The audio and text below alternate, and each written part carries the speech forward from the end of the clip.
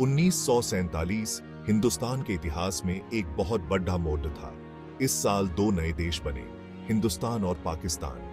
लेकिन ये आजादी खून से सनी हुई थी। बहुत गड्ढबड्डी हुई, लाखों लोग बेघर हो गए, अनगिनत जाने गई। ये घटना जिसे हम विभाजन कहते हैं, इंसानियत के लिए बहुत बड़ा दुख था। इसका साया आज तक हिंदुस्तान और पाकिस्तान पर है। विभाजन का पैमाना बहुत बड़ा था। 14 मिलियन से ज्यादा लोग अपने घरों से उजड़ गए। उन्हें नई बनी सरहदों के पार जाने पर मजबूर किया गया।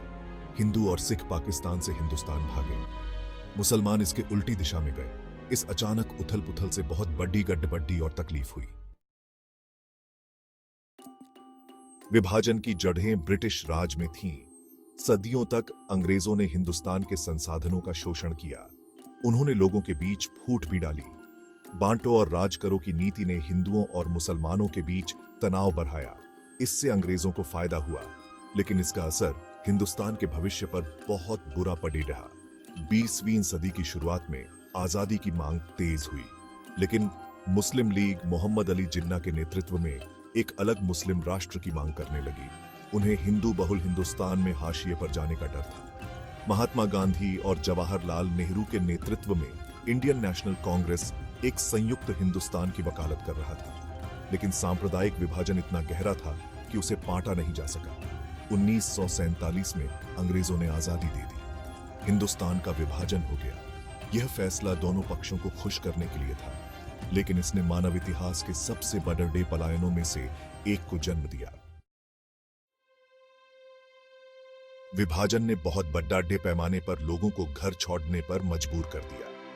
लाखों लोग अपने पुश्तैनी घर छोड़कर चले गए, सिर्फ उतना ही सामान लेकर जितना वो ले जा सकते थे। उन्होंने खतरनाक यात्राएं शुरू की, अक्सर पैदल ही। सड़कें और ट्रेनें शरणार्थियों से भरी हुई थीं। भूख, बीमारी और थकावट उनके निरंतर साथी थे। हालात हिंसा के लिए तैयार थे। सालों से चले आ रहे तनाव के कारण धार्मिक दुश्मनी भड़क उठी। भीड़ ने काफिलों और गांवों पर हमला किया। सरहद के दोनों ओर नरसंहार हुए। महिलाओं का अपहरण किया गया।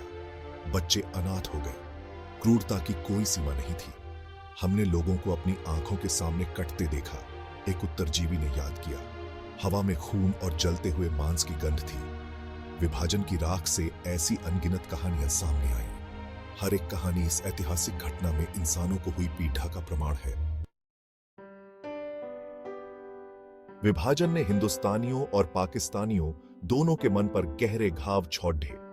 विस्थापन का सदमा, अपनों का खोना और देखी गई क्रूरता पीढ़ियों तक परेशान करती रही। परिवार बिखर गए, घर और समुदाय नष्ट हो गए। हिंदुस्तान की सामाजिक संरचना हमेशा के लिए बदल गई। विभाजन ने दोनों देशों के बीच अविश्वास और दुश्मनी के बीज भी बोए। कश्मीर संघर्ष विभाजन से उपजा एक क्षेत्रीय विवाद आज भी एक संवेदनशील मुद्दा है। विभाजन की विरासत आज भी दोनों देशों में राजनीतिक चर्चा और सामाजिक नजरिए को प्रभावित करती है। विभाजन हमें विभाजन और नफरत की मानवीय कीमत की याद दिलाता है। यह सहिष्णुता, समझ और शांतिपूर्ण सह अस्तित्व के महत्व को रेखांकित करता है। विभाजन को 77 साल बीत चुके हैं, फिर भी इसकी यादें ताजा हैं। यह उन लोगों के मन में बस गई हैं जो इसे जी चुके हैं, और यह पीढ़ी दर पीढ़ी चली आ रही है। यह हमारा कर्तव्य है कि हम इस इतिहास को याद रखें। हमें इसकी गलतियों से सीखना चाहिए।